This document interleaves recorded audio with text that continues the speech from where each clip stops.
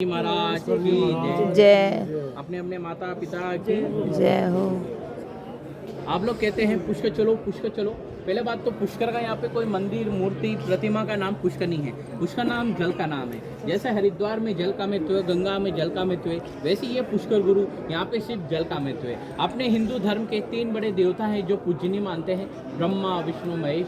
ब्रह्मा का धाम है पुष्कर, विष्णु का धाम है गया, शिव का धाम है काशी और बनारस। ब्रह्मा जी का पहले का मृत्युलोक में धाम नहीं था। विष्णु भगवान के पास जाते कहते हैं, हे विष्णु भगवान, पूरा सृष्टि का रचना मैंने किया है, लेकिन मेरा कोई मृत्युलोक में धाम नहीं है। मेरे को कोई ऐसा उपाय बताओ कि आने वाले समय में दुनिया मेरे को जाने और मेरी भी कोई पूजा अर्चना करे। तो ऐसे विष्णु भगवान शिव सागर में शयन करे थे। तब उनकी नाभि में से जो कमल का फूल निकलता है, उस कमल के फूल से जगत ब्रह्मा जी का उत्पत्ति, मतलब कि जगत ब्रह्मा जी का जन्म होता है। वही कमल का फूल जगत ब्रह्मा जी को देते हैं, कहते हैं ये कमल का फूल लेना, जिस भी पावन मुंह पे गिरोगे वह स्थान आपका कहलाएगा और आने वाले समय में वह स्थान पूजनीय कहलाएगा। तो ऐसे ब्रह्मा जी ने कमल का फूल हाथ में लेते हुए ब्रह्मांड से गिराया। ब्रह्मांड की पूरे 4 परिक्रमा लगाते हुए जो आप ये जल देख रहे हो, इस जल के बीच में आके गिरता है। बीच में गिरने से 7 पाताल, मतलब कि 7 पाताल तोड़ के जल निकलता है। इस जल का नाम पड़ता है पुष्कर। पुष्कर कैसे पड़ा? पुष्प ने फूल, कर मने ब्रह्मा का हाथ, दोनों का संधि करने से पड़ता है पुष्प प्लस कर पुष्कर।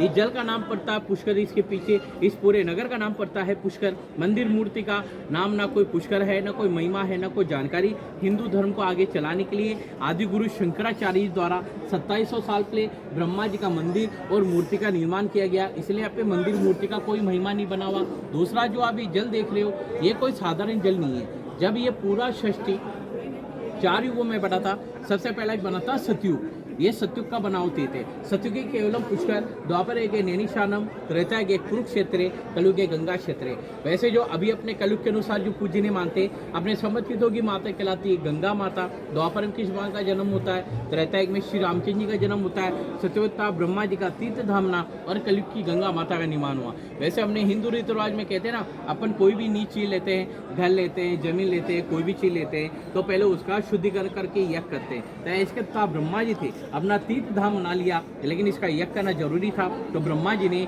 हजारों साल बैठ के तपस्या करी। तपस्या के बाद उनका यज्ञ मुहूर्त निकलता है कार्तिक मास एकादशी 11 से लेकर पूर्णिमा तक, जो पादी यज्ञ मुहूर्त निकलता है, जो दिवाली के 10 दिन बाद में आता है, जो पुष्कर मेले के नाम से जाना जाता है। वैसे जो मेन पुष्कर मेला लगता है, इसी जल का लगता है। मंदिर मूर्ति का यहाँ पे कभी मेला नहीं लगता। इधर में जगत ब्रह्मा जी को यज्ञ करना होता है। यज्ञ में 2 चीज का जरूर होता है, एक तो शुभ मुहूर्त देखा जाता है, दूसरा धर्म पत्नी के साथ में बैठना जरूर होता है। अगर दोनों चीज नहीं होता है, कोई भी शुभ कार्य चालू नहीं होता। इधर में आप लोग देखिएगा सभी, ये इधर में चतुर्मुखी ब्रह्मा जी हैं, इधर में पंचमुखी वेद माता गायत्री जी है, जो जगत ब्रह्मा जी का दूसरा पत्नी है, जो अपने वेदों की माता कहलाती है, जो अपने गायत्री मंत्र बोलते हैं। तो गायत्री माता का जन्म स्थान है पुष्कर जल है। इसी जल के कारण गायत्री माता का जन्म होता है। ये इधर में जगत ब्रह्मा जी का पहला पत्नी है सावित्री माता, जो अखंड का स्वाद देने वाली माता कहलाती है। लेडीज लोग होती है, अपने पति की लंबी आयु मंगल कामने के लिए इन माता से प्रार्थना आती है। जो आप लोग अपने माथे पे सुहाग दिखलाते हैं,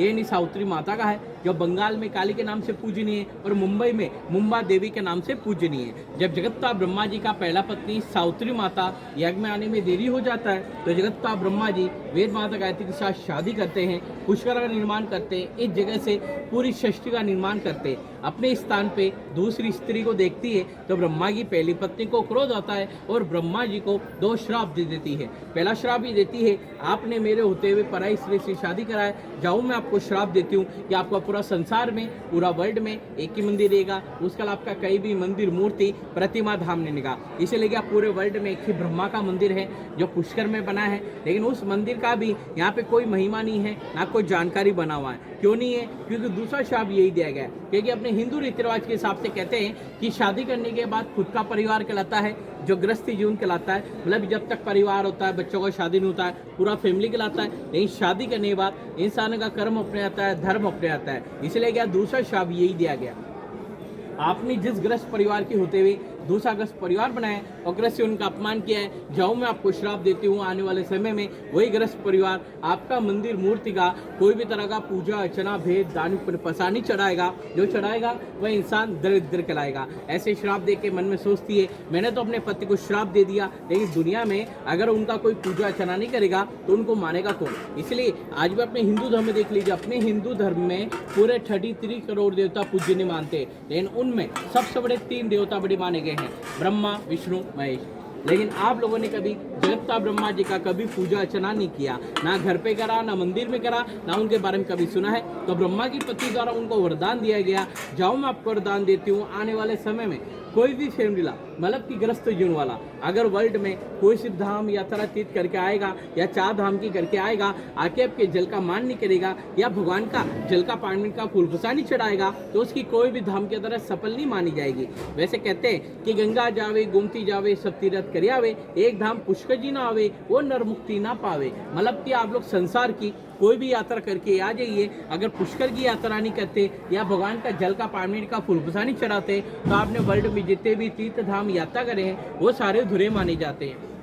क्यों माने जाते हैं कि समतीर्थों की माता कहलाती गंगा माता, समतीर्थों पर कहलाता प्रयाग राजा, ये पुष्कर गुरु है, ये समतीर्थों गुरु है। गुरु का दर्जा हमेशा माता पिता से ऊपर होता है, इसलिए समतीर्थों गुरु है। और जब पुष्कर में जो यात्री वगैरह टूरिस्ट वगैरह आते हैं मुख्य 2 काम के लिए आते हैं, जैसे आप लोग आए, एक तो राजी खुशी घूमने फिरने के लिए आते हैं, जोड़े से आते हैं, जोड़े से अकेले आते हैं, अकेले इसी सरोवर पर बैठ के 20 रुपये का प्रसाद का थाली आता है जो ब्राह्मण द्वारा अपना नाम गोत्र बोल के चढ़ाया जाता है। दान दक्षिणा अपना श्रद्धा का होता है, कोई कर्जा टैक्स दिया नहीं था, जिसमें 2 मिनट का समय लगता है। दूसरा, अगर अपनी 7 पीढ़ी में कोई गुजर चुका हो मतलब मर चुका हो, माता पिता दादा दादी नाना नानी सास ससुर कोई भी, तो यहाँ पे 7 कुलों का पिंडदान का श्राद्ध तर्पण यहाँ पे होता है। गया में माता जी का होता है, प्रयागराज जिलाबाद वहाँ पिताजी का होता है। ये ऐसा स्थान है यहाँ पे 7 पीढ़ी का पिंडदान का मोक्ष होता है। पुष्कर नगर में छोटे बड़े 1000 मंदिर बने हुए, जो चारों तरफ जो व्हाइट प्लेस देख रहे हैं ये सब राजा महाराजा के बनाए गए 52 घाट है। कोई भी मंदिर मूर्ति में अपने हाथ से यहाँ पे अलग अलग पूजा अर्चना भेद दान प्रसाद कहीं पे नहीं चढ़ता है। यहाँ पे 52 घाट 1000 मंदिर का एक ही जगह चैरिटी है, वहीं पे भगवान के भंडारे में अपने परिवार अपने बच्चों अपने पूर्वज का नाम का दान पुण्य देते हैं। भगवान ने जिसको जैसा दिया है, जैसा घर बनाया, वैसे भगवान के भंडारे में आप